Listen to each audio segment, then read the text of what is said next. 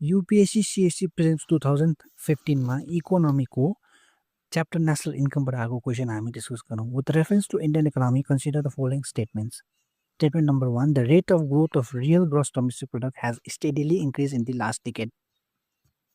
र real GDP भनेको छ। रियल जिडिपी भनेको हामीले इन्डियामा एउटा बेस इयर मानेको छौँ 2011-12। त्यो 2011-12मा सबै गुड्स एन्ड सर्भिसको प्राइसहरू जति थियो आज पनि हामी त्यही अज्युम गरेर त्यही समअप गर्छौँ।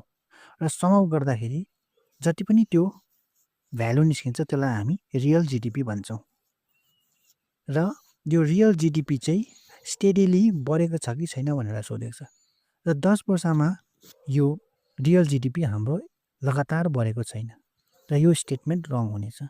अनि statement number 2, the gross domestic product at market prices in rupees has steadily increase in the last decade. र यो स्टेटमेन्ट एकदम करेक्ट हुनेछ, किनभने मार्केट प्राइस भनेको यस्तो प्राइस हो जो चाहिँ कन्ज्युमर या हामी सिटिजन्सहरूले जब केही सामानहरू गुड्स एन्ड सर्भिसेस किन्छौँ जब पे गर्छौँ त्यो प्राइसेसहरू मार्केट प्राइस भन्छौँ। र मार्केट प्राइसमा जहिले पनि इन्डाइरेक्ट ट्याक्सेसहरू एड गरेको हुन्छ, सब्सिडिजहरू माइनस गरेको हुन्छ। र यो मार्केट प्राइस जहिले पनि बढी नै रहन्छ, किनभने इन्फ्लेसनले गर्दाखेरि हाम्रो गुड्स एन्ड सर्भिसको प्राइस बढी नै रहेको छ।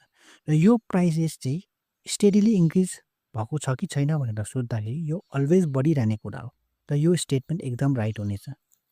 त्यही भएर which of the statements given above is or are correct भन्दाखेरि अप्सन बी 2 and D एकदम राइट हुनेछ।